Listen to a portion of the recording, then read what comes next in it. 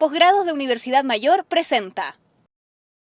El 25 de abril de este año, este 2012, tuvimos una de las manifestaciones estudiantiles más grandes que hemos visto. La primera nacional convocada este año, pero que nos recordó que el movimiento sigue con mucha potencia porque todavía hay razones para luchar por una educación gratuita y de calidad. Hoy en esta mesa de diálogo, Noam Titelman conversa con nosotros.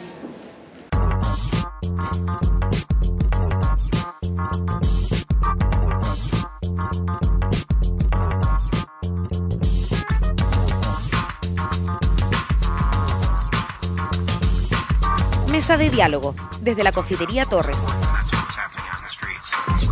Estamos con Noam Titelman, presidente de la Federación de Estudiantes de la Universidad Católica, estudiante también de Ingeniería Comercial y Letras Hispánicas, miembro de la Nueva Acción Universitaria. ¿Cómo están ustedes? Les damos la bienvenida a una nueva mesa de diálogo. Estamos ya instalados, como siempre, en este lugar que ya es nuestra casa en esta segunda temporada. Saludamos a quienes nos siguen a través de las redes sociales, a quienes están siempre en comunicación con nosotros, también a través de Facebook, algunos enviando comentarios, otros sugiriendo temas y, por cierto, siguiendo lo que pasa en la actualidad de nuestro país. Vamos a hablar acerca de educación y de todos los aspectos o lo que más podamos abordar en esta mesa de diálogo con Noam Titelman, que ya lo presentamos y que nos acompaña. Bienvenido nuevamente, segunda vez que te tenemos acá, así que gracias por aceptar la invitación. Noam, yendo desde lo general a lo particular, ¿podemos establecer un poco cómo recibe la FEUC este año, considerando en el fondo que vienen hace muy poco de haber pasado por esta primera gran manifestación, que creo que de todas maneras es un espaldarazo importante para lo que representa el movimiento estudiantil? Sí, a ver, bueno, en primer lugar, muchas gracias por la invitación. Es un agrado estar acá. Efectivamente, había bastante expectativas de lo que iba a pasar en esta primera gran marcha. Casi todos esperaban una convocatoria bastante menor a la que hubo. Yo escuché a Gabriel diciendo, esperamos incluso que la prensa no nos mate, que si llegan 10.000 personas digan no, y el movimiento está muriendo. Bueno, la verdad es que ninguno de nosotros esperaba tanto. Yo en la mañana, todo el mundo me preguntaba cuánta gente creíamos que iba a llegar, y yo decía que me negaba a dar un número porque soy un poco supersticioso y creo que decir el número antes de la marcha da mala suerte. Ya. Pero revisábamos mientras no fuera 13.000, no, exacto, claro. Así que revisábamos las redes.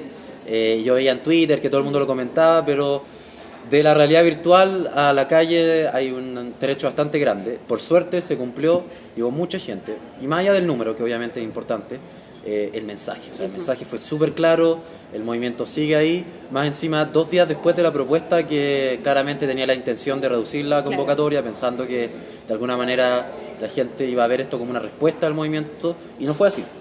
Y por lo mismo el mensaje era súper claro, el movimiento sigue vivo, los estudiantes no nos vamos a ir a la casa, todavía hay muchas cosas que discutir en educación y queremos ser parte de esa discusión. Y en ese sentido estábamos muy contentos, todo ese día fue un momento de mucha alegría, la verdad. Vamos a ir ya a revisar un poco cuáles son las opiniones que tienen ustedes, me refiero a ustedes como FEUC, frente a esta propuesta que se hace de reforma en educación, pero quiero mencionarte que hoy día estamos frente a grandes cambios en términos también políticos en nuestro país. Tiene que ver con una reforma tributaria que está en este minuto en discusión en el Congreso, con esta reforma en educación y con una imagen frente a esta sociedad movilizada que en gran medida parte por este movimiento estudiantil. Luego tuvimos la situación de Aysén y otros pocos más.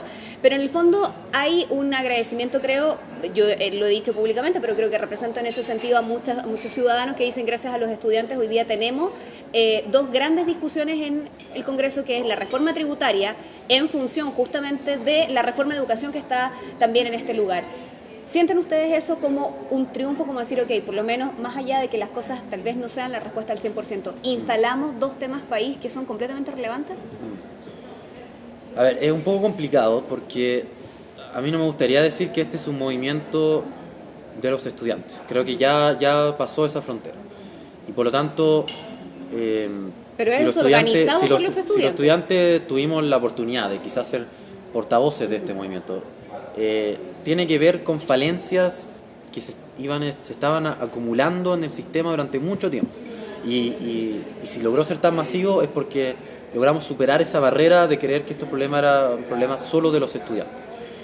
Y claramente si hoy día estamos hablando de educación, si estamos hablando de reforma tributaria, tiene que ver con movilizaciones, tiene que ver con este despertar de la ciudadanía durante el 2011. Yo creo que eso nadie lo va a poner en cuestionamiento. Pero también es cierto que parte de esas movilizaciones o de esa mayor presencia tuvo que ver con un paso y una crítica a nosotros mismos como estudiantes, en reconocer con bastante humildad que somos un actor dentro de esta discusión. Y si esta discusión iba a tener fuerza, si iban a poder avanzar en estos temas, iba a ser planteando estos temas como temas ciudadanos. Y ahí hubo una gran victoria. Yo creo que efectivamente el año pasado no fue un año de tantas victorias en cuanto a cambio en la legislación, en cambio a concretar, sistema, a concretar, claro. pero sí en cuanto a consolidar un cambio en las conciencias. Hubo un cambio ahí del sentido común. Ahora es de sentido común que el sistema educacional no puede seguir como está. Es de sentido común que tener un sistema tributario en el que los que tienen más no pagan más es absurdo. Pero hace muy poco atrás no era tan evidente. Y por ahí ni siquiera se cuestionaba. Ni siquiera se cuestionaba. Y todavía hoy en día hemos escuchado a distintos políticos plantear que fue un error haber abierto la puerta de discutir la reforma tributaria. Más allá de que la propuesta actual nos parece totalmente insuficiente, sí fue un logro que todos hayamos estado de acuerdo que hay que discutir este tema. Es evidente, por ejemplo, segregación, una palabra que hace un año nadie la mencionaba en educación. Hoy día todo el mundo está de acuerdo que uno de los grandes problemas de nuestro sistema educacional es que tenemos el segundo sistema educacional más segregado del mundo. Y eso es algo que hace un año ni siquiera se discutía. Ese tipo de avances en términos de sentido común son importantes. Pero también es cierto que quedarnos solamente en reconocer que el sistema está mal, en reconocer que hay que hacer cambios, no es suficiente.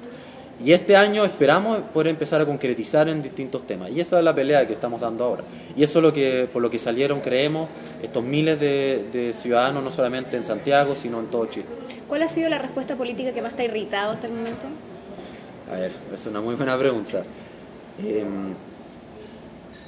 Yo creo que, curiosamente, más allá de lo que se planteó tanto en la reforma tributaria como en el anuncio de financiamiento, más allá del detalle que se anunció, lo más molesto de todo esto es que haya sido un anuncio. Que en lugar de haber sido el resultado de un diálogo, de una discusión entre distintos actores, claro. Esto fue un anuncio donde no solamente los estudiantes nos venimos a informar de esto por una conferencia de prensa, sino que incluso los diputados, los senadores, los profesores, los académicos. Es decir, claro.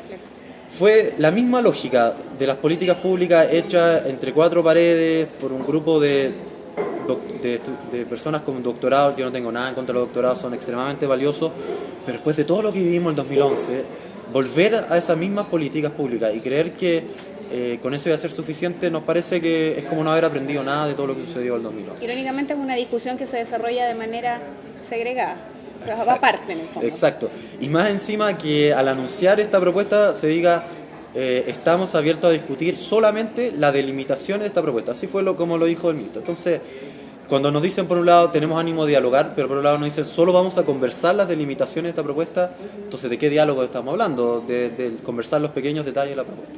Bueno, eso es bastante lamentable. Ahora, igual hemos querido insistir, este año está recién comenzando, o bueno, ya no está recién comenzando quizás, pero todavía queda mucho. Y todavía tenemos la esperanza de que haya un cambio de actitud.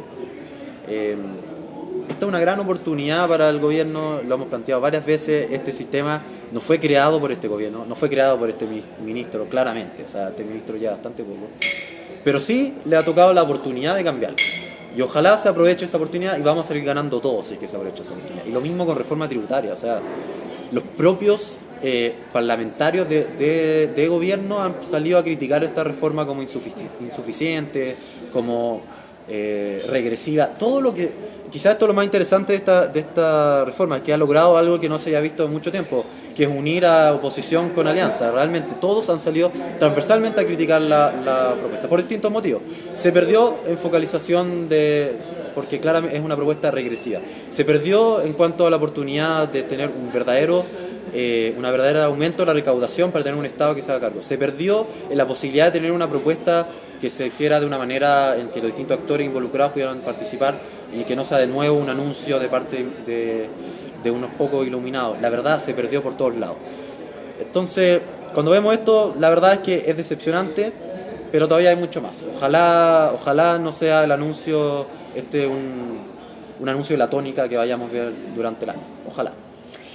Vamos a discutir más al respecto en el segundo bloque.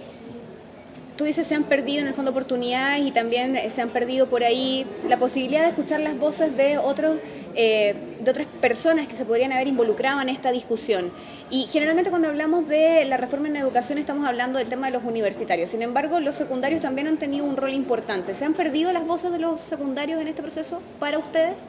Sí, bueno, uno de los temas importantes que nosotros hemos planteado para este año, un poco aprendiendo de los aciertos y los errores del año pasado, es la necesidad de estrechar vínculos con algunos actores del mundo de la educación, como son los secundarios.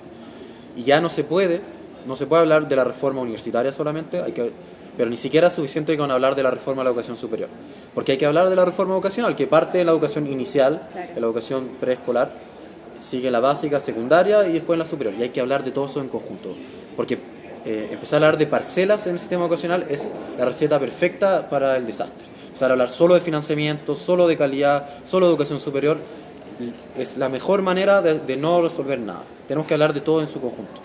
Porque, por ejemplo, hay problemáticas que son transversales. El copago. Copago, que es esta lógica en la que el Estado dice, bueno, como Estado nosotros garantizamos hasta acá en cuanto a educación, y decimos, y cualquier mejora en el nivel de educación, en la calidad que se entrega, bueno, cada privado tendrá que arreglársela a través del mercado. Y esa lógica la vemos desde la educación inicial hasta la educación superior. Y esto significa que para aquellos que no pueden pagar hay un nivel mínimo de calidad educacional garantizado, y después los que pueden pagar un peso más van a tener un poquito mejor de educación, los que pueden pagar un peso más van a tener un poquito mejor de educación, y así tenemos segregación en todo nuestro nivel educacional, desde la educación inicial hasta la educación superior.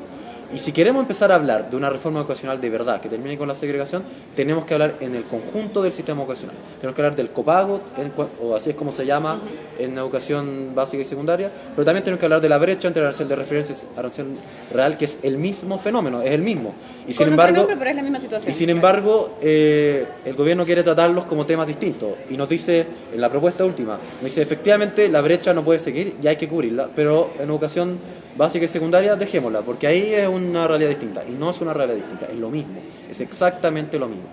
Entonces estas discusiones que se van parcializando terminan en los mismos problemas que hemos visto durante 20 años, después de 8 ministros de educación, después de no sé cuántas propuestas distintos GANES, el GANE 1, el GANE 2, el GANE 3, distintas propuestas, y nunca podemos atajar los problemas de fondo. Y bueno, ojalá este año sea distinto. Estamos no olvidemos el FE. Bueno, el FE. Efectivamente, ya hay una serie de siglas que cada vez son más creativas, pero lamentablemente no responden a los problemas que se han visto. Pero a mí me gustaría hablar de un tema en particular, que ha sido la bandera de lucha al final, que se ha querido reducir toda la discusión a un solo tema, que es la gratuidad. Entonces, primero, salir a desmentir un punto clave. Si el día de mañana tuviésemos gratuidad en la educación superior, pero no cambiáramos el tema de acceso y no cambiáramos el tema de calidad y el tema de democratización, la verdad es que no tendríamos ningún cambio sustancial en el sistema educacional, porque sabemos que terminarían estudiando los mismos que están estudiando ahora, y además no estaríamos viendo que la educación que se estuviera recibiendo tuviese un rol público, tuviera vinculación con el medio, en fin, y todo lo demás problemática. Y también sabemos que gratuidad en la educación superior, sin atajar los problemas de educación inicial, básica y secundaria, la verdad es que no resuelve nada en los temas de segregación. Entonces, primero, desmentir que el movimiento estudiantil solo quiere gratuidad y nada más. Eso en primer lugar. Pero en segundo lugar, desmentir esta lógica que se ha querido plantear de que la gratuidad es regresiva y el gobierno no quiere regresividad. Porque ¿cuál es el argumento del gobierno? Que la regresividad lo que significa es que la gente, todo el mundo recibe lo mismo, pero como en nuestro país hay desigualdad, eso es injusto porque los que tienen más tienen que pagar más, los que tienen menos tienen que pagar menos. Claro, el argumento en concreto ha sido, ¿por qué le vamos a dar educación gratis al que la puede pagar? Exacto. Entonces, tenemos eso por un lado. Pero ¿cuál es el problema? Que cuando uno piensa en gratuidad, en realidad el término hay que especificarlo más, porque cuando hablamos de gratuidad, de lo que estamos hablando en realidad es de un concepto un poco más complejo, que es que queremos desconectar el pago que se recibe del valor del bien y conectarlo a la capacidad de pago de quien está recibiendo ese bien. Es decir, no estamos diciendo que nadie pague, sino que estamos diciendo que el pago sea en concordancia a la capacidad de pago.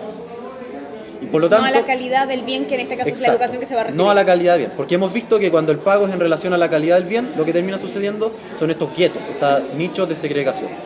Entonces, este ejemplo es muy claro cuando uno piensa en dos posibilidades de cómo se puede financiar la educación superior. Una posibilidad es por medio del crédito y otra posibilidad es por medio de un tributo, un impuesto, por ejemplo, a los graduados.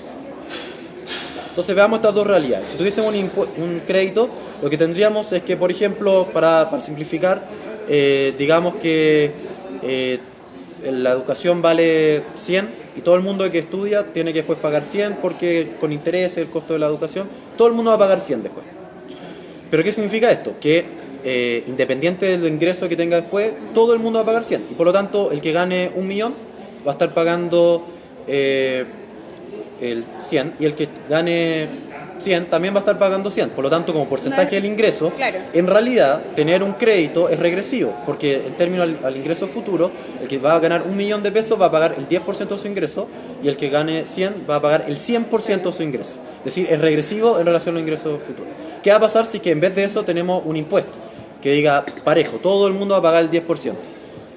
El que gane 100 va a pagar 10 y el que gane 1 millón va a pagar 100. Es decir, progresivo, los que tienen más pagan más, los que tienen menos ganan menos. Por lo tanto, en realidad la gratuidad financiada con un impuesto a los graduados es progresiva, que va completamente en contra del argumento del gobierno. ¿Y qué es lo que pasa? Es que han usado un criterio falaz, porque han dicho el que tiene más va a pagar más. Pero ¿cómo asumen esto? Según una mirada estática, como si la riqueza presente es lo único que importa y no han pensado en los ingresos futuros, que es la receta perfecta para la segregación que hemos visto hasta ahora. Y si a eso uno le complementa esta propuesta en la que las instituciones son las que se hacen cargo de la brecha, significa que a la institución se le premia por tener estudiantes que provengan de los quintiles más ricos.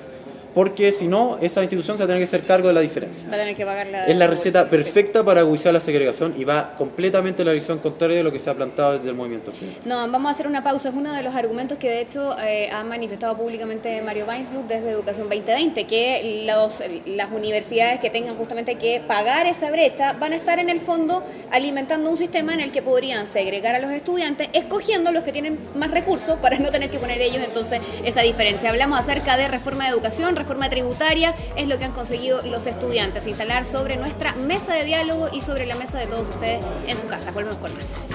Ya regresa Mesa de Diálogo. MBA, especialidades médicas y odontológicas, diplomados y magíster. Encuentra en Universidad Mayor el posgrado que buscas. Programas de alta especialidad y nuevas tendencias. Si sabes lo que quieres, encuéntralo en Posgrados Universidad Mayor. Nuevo Campus Alonso de Córdoba Las Condes. Estás viendo Mesa de Diálogo. Segundo bloque de nuestra mesa de diálogo. Si están recién incorporándose, les contamos que hoy conversamos acerca de educación y otras materias. Como siempre lo hacemos en compañía de Universidad Mayor, que nos acompaña durante esta temporada. Puedes encontrar en la Universidad Mayor el posgrado que buscas. Hay programas de alta especialidad y nuevas tendencias. Si sabes lo que quieres, encuéntralo en Universidad Mayor. Con Noam Titelman hablábamos en el bloque anterior acerca de muchas de las aristas que tiene este conflicto en el fondo, pero que tiene la intención por lo menos desde el lado de los estudiantes, de encontrar una solución que efectivamente aborde la calidad también de la educación para todo el país, algo que trasciende más allá tal vez de la pelea de lo que tú bien establecías, no es la parcela solo de los estudiantes universitarios, sino en general de la educación. Y todavía hay situaciones en conflicto como lo que está ocurriendo con los secundarios que han sido alejados de sus colegios. Estuvimos hace algunos capítulos atrás con dos de las chicas dirigentes de esta parte, en el fondo, en el Carmela Carvajal, con Danae y con Jennifer, que nos contaban de cómo han vivido esta experiencia y de cómo en el fondo están tratando de dar una lucha, que aquí parece ya un gallito contra una autoridad, que es en particular el alcalde de Providencia. ¿Cómo van a sumarse ustedes a esto o cómo van a enfrentar ustedes también esta situación? ¿En apoyo? Sí, a ver, quizás también es interesante que desde el movimiento estudiantil, que al dejar de ser estudiantil y volverse un movimiento social, ciudadano, empezó también una crítica al carácter de nuestra democracia. Y por lo tanto entender que la democracia también involucra la participación activa, más allá de la emisión de un sufragio, más allá de hacer una raya en la urna, también es participar en las movilizaciones, participar en los distintos espacios que tienen de presión, de desobediencia civil y de todas las formas de participación ciudadana. Pero esta democracia con una ciudadanía más participativa claramente choca con un modelo de democracia distinto, un modelo de democracia que algunos han querido y han insistido en mantener, a pesar de que los tiempos están yendo en otra dirección.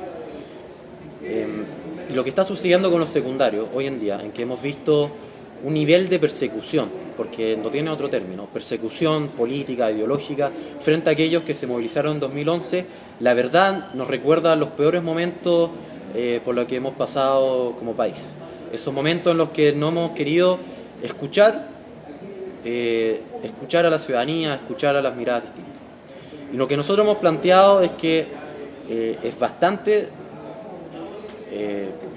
hipócrita que por un lado se nos diga que hay voluntad de diálogo, mientras por el otro se está persiguiendo a los estudiantes que se movilizaron en 2011, se les está prohibiendo organizarse, a esto se suma la persecución que ha habido contra profesores que se movilizaron en el 2011 y una serie de medidas más que están diseñadas, que se han buscado claramente para desmantelar las movilizaciones. No hay un interés de seguir dialogando con distintos actores. Y en el caso particular de los secundarios, nosotros hemos planteado que es necesario ver esto como un problema político, no judicializar esta situación, porque hay detrás una voluntad política. Aquí no es sencillamente un problema de violación de la ley, de alguna ley en particular. O sea, aquí hay una autoridad que de hecho está yendo contra un dictamen que se le entrega desde la justicia. Exacto. Y por lo tanto nos preocupa que se haya querido judicializar este asunto cuando en realidad lo que tenemos que tener es un pronunciamiento político de las autoridades locales, pero también del ministerio. Sabemos que existe una autonomía local de los establecimientos para poder determinar estos asuntos, pero el silencio del ministerio lo hace tan cómplice como se puede ser. Realmente es inaceptable que en este momento hay estudiantes que se les está negando su derecho básico a estudiar y que el ministerio no se pronuncie en estos temas. Y la verdad es que si existe voluntad de avanzar en todos estos temas de discusión, un gesto concreto, claro, de esta voluntad de dialogar sería la reincorporación inmediata de estos estudiantes a los que se ha cancelado matrícula y en su establecimiento, no en otro establecimiento. Ojalá, y acá no hablo como movimiento en general, sino que hablo como FEUC o como Noam Titelman quizá, ojalá durante estas elecciones se castigue a aquellos alcaldes que hayan demostrado este afán de persecución, que hayan violado de alguna manera estos derechos básicos y que no se nos olvide estos alcaldes que lo han hecho, que no se nos olvide aquellos que guardaron silencio mientras se estaba atropellando estos derechos y que se castigue en las urnas a estos políticos, porque sabemos que es la única manera en que vamos a poder avanzar hacia una democracia mucho más participativa, una democracia que sea acorde a lo que vimos durante el 2011 y que es lo que está pidiendo a grito al final la ciudadanía. Ojalá se dé de esa manera en estas elecciones próximas. Noam, tú eres miembro de esta nueva acción universitaria. ¿Te vas a involucrar políticamente fuera de la universidad a propósito justamente de esto que hablamos de la importancia de la participación y de la justa renovación de gente para no pasar nuevamente por estas situaciones? Mira, la verdad, quizás esto ya es una cuestión más personal. Sí, fuera de la FEU. Yo como persona natural, digamos, me encantaría poder trabajar en el servicio público. Pero el servicio público tiene muchas maneras de participar, puede ser desde el espacio político, que yo no lo miro en menos, creo que es un trabajo tremendo volver a validar el espacio de acción política, dejar de tenerle miedo a la palabra política. Pero también hay un espacio civil que a mí me atrae mucho, me interesaría mucho, quizás tiene que ver con lo que estudio también, me encantaría poder participar, por ejemplo, en la promoción de la lectura, de la cultura, poder trabajar... bueno, esto quizás es un poco más personal, pero yo participaba en un grupo que íbamos a colegios, una especie de programa de voluntariado, de estudio y de acción también, en el que se buscaba promocionar la lectura en colegios de escasos recursos. Y me encantaría poder dedicarme a eso, no sé muy bien si desde el ámbito de las políticas públicas, quizás desde la política, quizás desde el servicio más en el ámbito civil, pero ese espacio creo que es importantísimo. No hay en este momento una validación del espacio de promoción de la cultura que creo que es importante. Ojalá el ministro de Cultura fuera tan importante como el ministro de Hacienda. Pero está entre los mejor evaluados. Ahora, entre los mejor evaluados. Lamentablemente, en esta pasada nadie entiende por qué. Bueno, sí, ese es otro tema ya. Pero bueno. Volviendo al tema de la educación, Noam, ¿cuáles son, nos contabas con un ejemplo bastante gráfico, una de las grandes falencias que tiene esto que se ha presentado como esta gran reforma o como gran solución a los problemas educativos? ¿A quién te parece que habría sido tal vez la persona correcta o algunos de los actores importantes que debieron haber participado en esta discusión? Evidentemente dejando de lado el tema justamente de ustedes como estudiantes y que han sido el motor de esto, pero ¿quiénes habrían sido personas importantes, nombres importantes de sentarse en esa mesa a discutir una reforma? A ver, en primer lugar, los actores directamente involucrados. Académicos de las distintas universidades, trabajadores de las universidades, los rectores, los secundarios también tienen algo que decir, por ejemplo, sobre el mecanismo de selección que les parece más adecuado a sus realidades.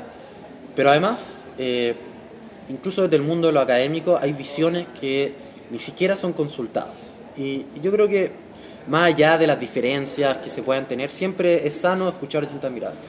Nos hubiese encantado que, por ejemplo, el profesor Atria, que tiene una mirada muy interesante sobre el tema de la gratuidad, se lo hubiese escuchado.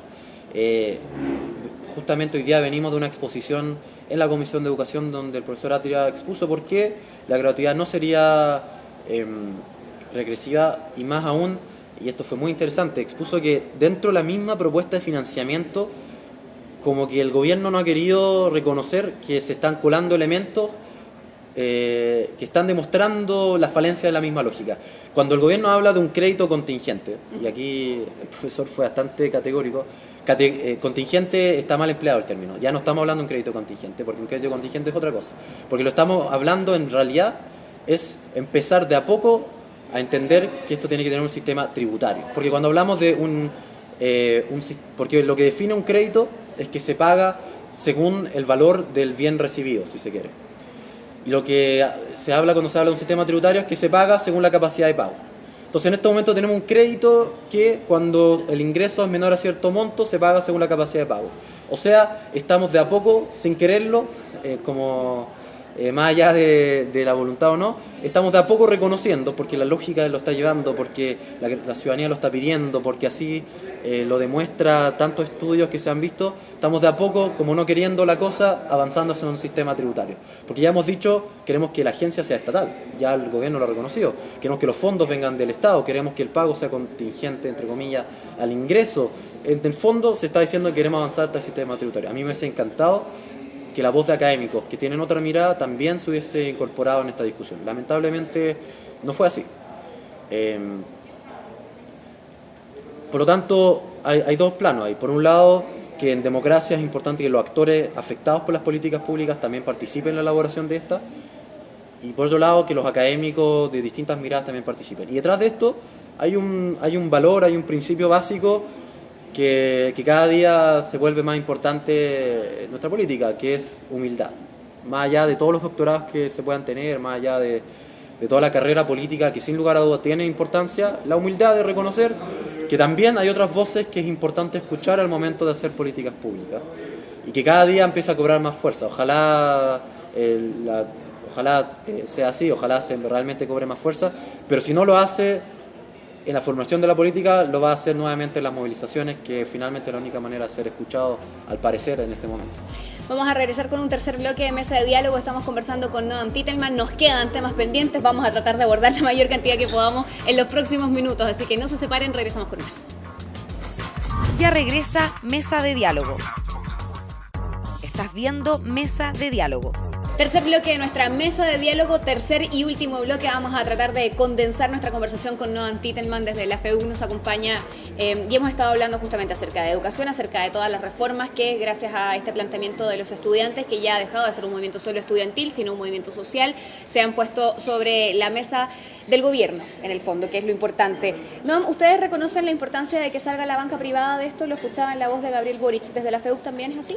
Sí, bueno, queremos ser prudentes al analizar cualquier propuesta. Y en todas las propuestas puede haber cosas malas y cosas buenas. Entonces, más allá de descartar de plano todo lo que sale en la propuesta, efectivamente haber sacado a la banca del sistema es un gran logro no solamente de la ciudadanía movilizada durante este año, el año 2011, sino desde que se creó el crédito conal del Estado.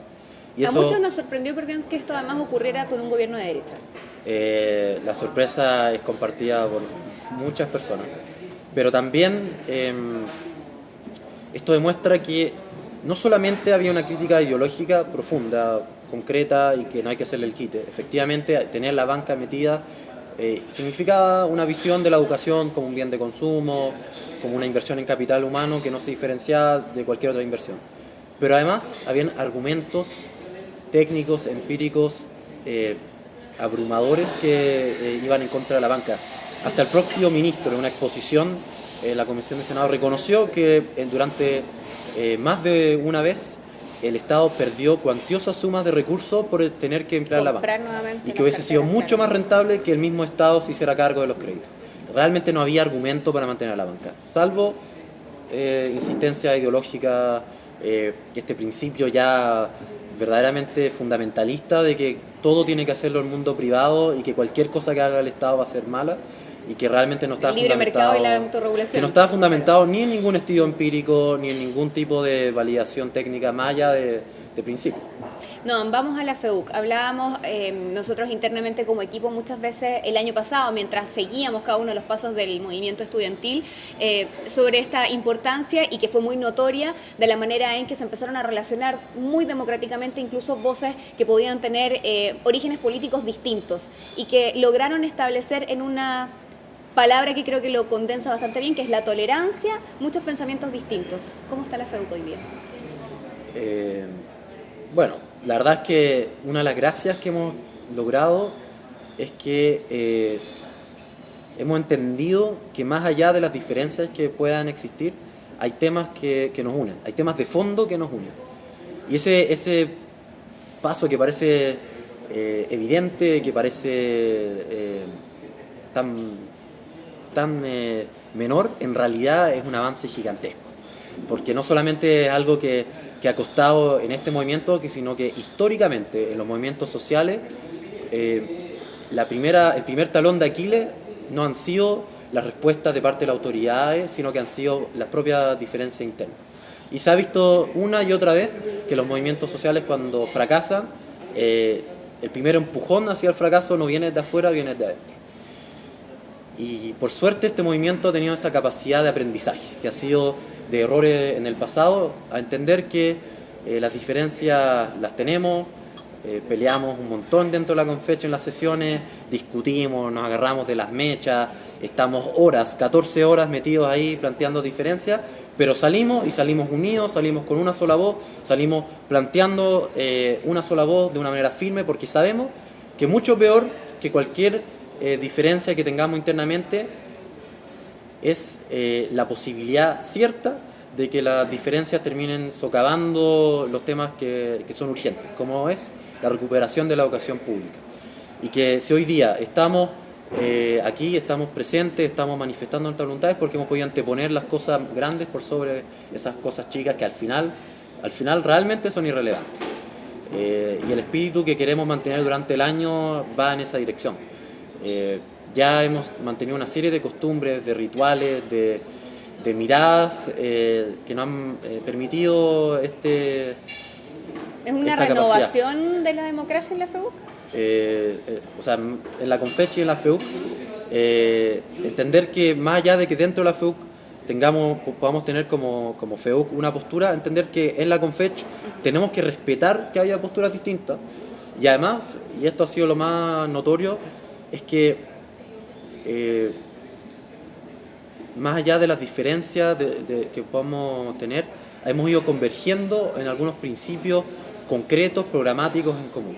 Porque más allá de las buenas intenciones, porque de nuevo, siempre han habido buenas intenciones, verdaderamente podemos plantear algunos puntos hoy en día en los que está toda la Confecho de acuerdo, todos, y no hay ninguna federación que esté en desacuerdo. Como por ejemplo, la recuperación de la educación pública, la necesidad de tener un Estado que se haga cargo de los derechos sociales como la educación, terminar con la lógica del Estado subsidiario, avanzar en un sistema educacional que termine con la segregación. Son temas que han calado tan hondo que podemos tener hoy en día acuerdos programáticos entre los distintos sectores políticos, entre las distintas federaciones, y eso es un logro tremendo, gigantesco. Yendo a tu casa de estudios, ¿cuál es la situación en Valparaíso?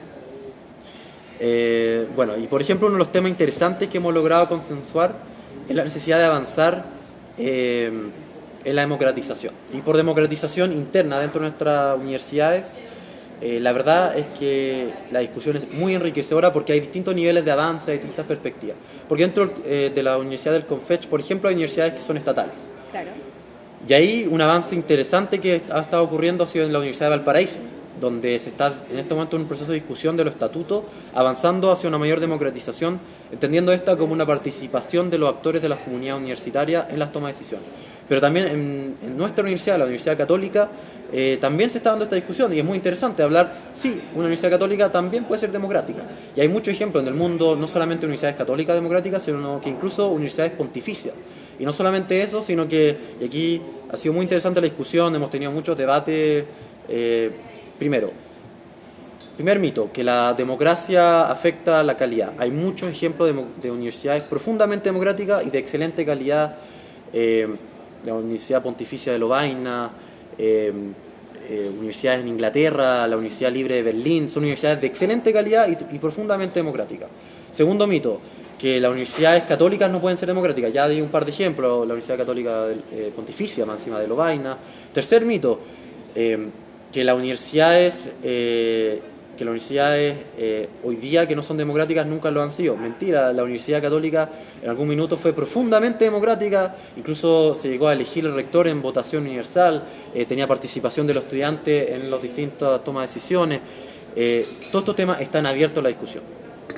Y ha sido un proceso muy interesante. En este momento, como Universidad Católica, estamos en un proceso de reforma interna. Creemos que este es un año en que es fundamental avanzar en la reforma interna, que tiene que ver con la participación de los actores de la comunidad en la toma de decisiones, que tiene que ver con empezar a cuestionarnos por qué nuestra universidad, siendo universidad católica, es la universidad más elitizada del Consejo de Rectores, por qué nuestra universidad tiene los segundos aranceles más caros del país, por qué nuestra universidad tiene una relación bastante compleja con los trabajadores. Hemos visto varios casos en los que creemos que las prácticas que se han tenido con los trabajadores no han estado a la altura, porque no creemos que solamente hay que cumplir con la ley, sino que hay que ir más allá. Hay un trato ético que creemos que sobre todo como Universidad Católica debemos tener.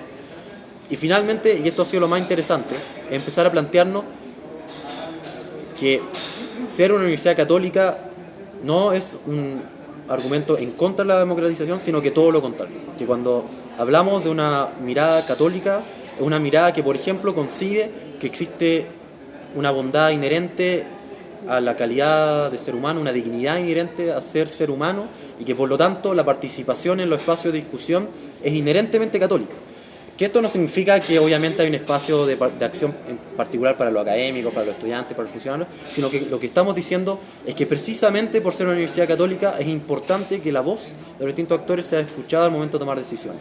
Y eso es algo que estamos en pleno proceso de discusión, que esperamos avanzar durante el año, y que no solamente como Universidad Católica, sino como todo el conjunto de universidades podamos participar.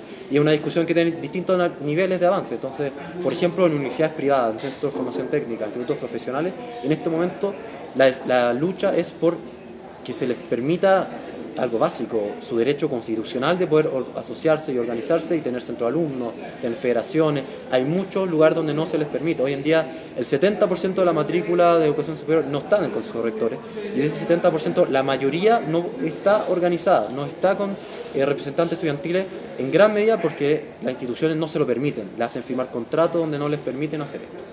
Bueno, hay una discusión tremenda, una discusión muy interesante y que también tiene que ver con la mirada que se tiene de la educación superior. ¿La educación superior es una máquina productora de cartones, de profesionales, o también un espacio donde la sociedad se cuestiona a sí misma, se discute, donde se forman ciudadanos, claro, no solamente profesionales, no solamente excelencia académica, sino también excelencia ciudadana?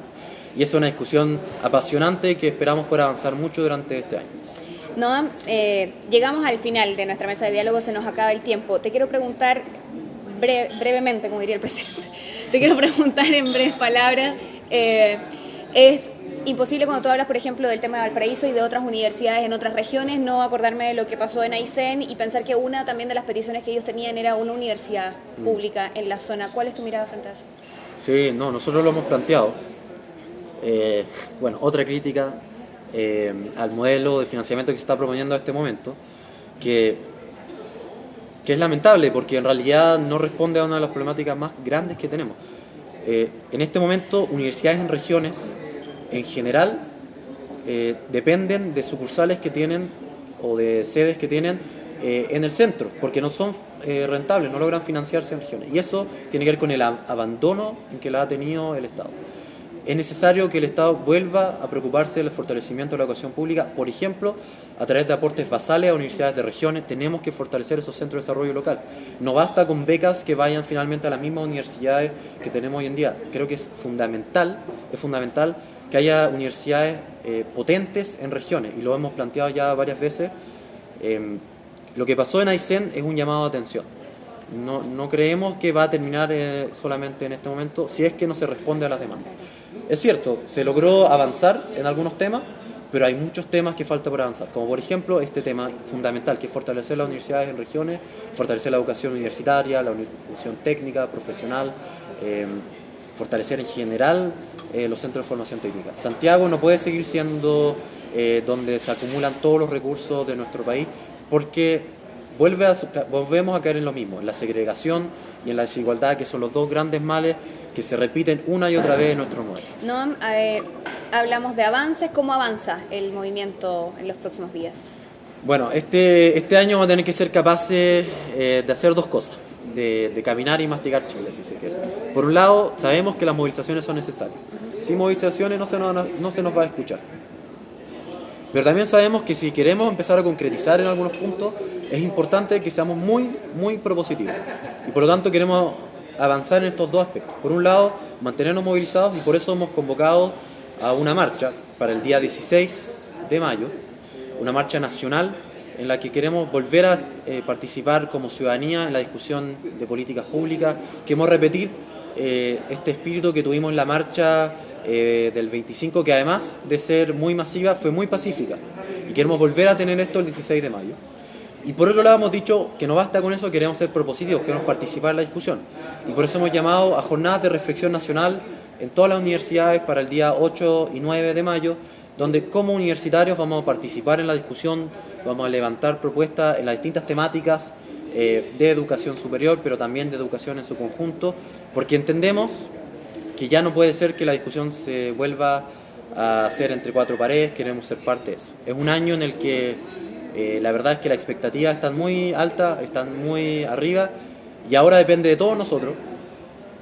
Y acá, bueno, a mí, bueno, o más bien lo hemos discutido varias veces entre los distintos dirigentes. Ya no creemos que es necesario políticos que prometan ni cosas chicas ni cosas grandes. Nosotros no queremos caer en eso. Así que no vamos a prometer tanto este año, sino que vamos a hacer algo muy distinto, vamos a exigir. Creemos que ya no queremos políticos que prometan, queremos gente que empiece a exigir. Nos vamos a exigir a nosotros mismos que durante este año no abandonemos la discusión en políticas públicas y de educación. Vamos a exigirnos a nosotros mismos que no abandonemos las movilizaciones, porque sabemos que es la única manera que seamos escuchados. Vamos a exigirnos a nosotros mismos estar presentes, y si bien queremos concretizar, avanzar, no olvidarnos de los temas de fondo, no olvidarnos de que queremos cuestionarnos el carácter de nuestro Estado, el carácter de nuestra democracia, y por último exigirnos a nosotros mismos mantener este espíritu, este valor fundamental que siempre tiene que guiar todas las discusiones.